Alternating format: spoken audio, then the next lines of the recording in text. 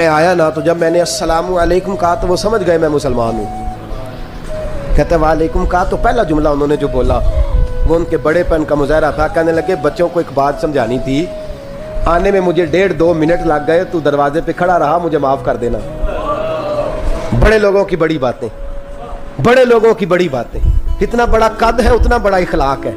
کہنے لگے تجھے ایک بات بچوں سے کرنے لگ گیا تھا, تجھے انتظار کرنا پڑا, ذرا درگزر کرنا. کہتے ہیں پھر انہوں نے دروازہ کھولا, جو اس وقت ان کا ماحول تھا حویلی کا, ڈرائنگ روم کا, جو بھی, مجھے بٹھایا. کہتے ہیں میرے لیے جو پہلی چیز آئی وہ دودھ کے اندر شہد ڈال کے وہ لائے. کہتے ہیں میرے دل میں خیال آیا گھر میں جھگڑا کر رہے تھے, مجھے پلایا.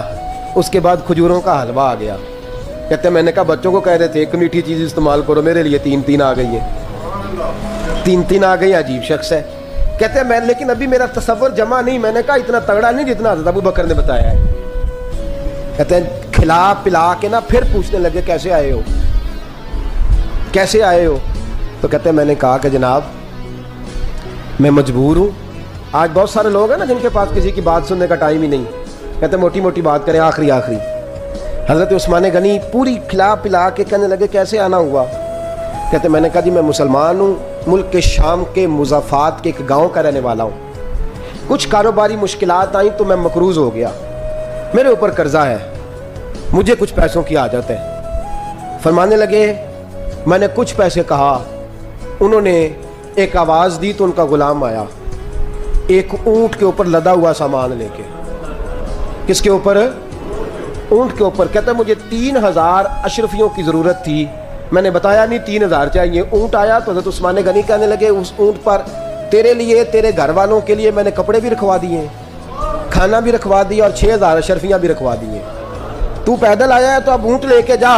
کہتے ہیں میں نے کہا حضور اونٹ واپس کون کرنے آئے گا. کہنے لگے واپس کرنے کے لیے دیا ہی نہیں تو تحفہ ہے, تو لے جا. کہتے ہیں میں کہاں سے چلا تھا ڈھونڈتا اور مدینے میں آیا, اور جب مدینے میں آیا تو پھر اللہ نے جھولی بھر کے عطا فرمایا. کہتے ہیں میری آنکھوں میں آنسو آ گئے اور میں نے کہا حضور آپ نے تو میری ضرورت سے کہیں بڑھ کے نواز دیا ہے, مجھے معاف کیجئے گا. میں سوچ رہا تھا کہ دودھ شہد پہ گھر میں لڑائی ہو رہی ہے. آپ فرمانے لگے رب نے جو مجھے پیسے دیے ہیں اس لیے نہیں دیے کہ میری اولادیں موج مستی کرتی پھرے, میرے مالک نے مجھے نوازا ہے تاکہ میں محمد عربی کی امت کی نوکری کروں صلی اللہ علیہ. یہ سخاوت کا حال. فرماتے میں نے نہیں بتایا کہ مجھے سیدنا صدیق اکبر نے بھیجا ہے. فرماتے میں دروازے تک گیا تو میں نے کہا شکریہ, جزاک اللہ, آپ کی مہربانی.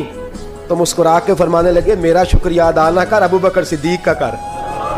میرا نہ شکریہ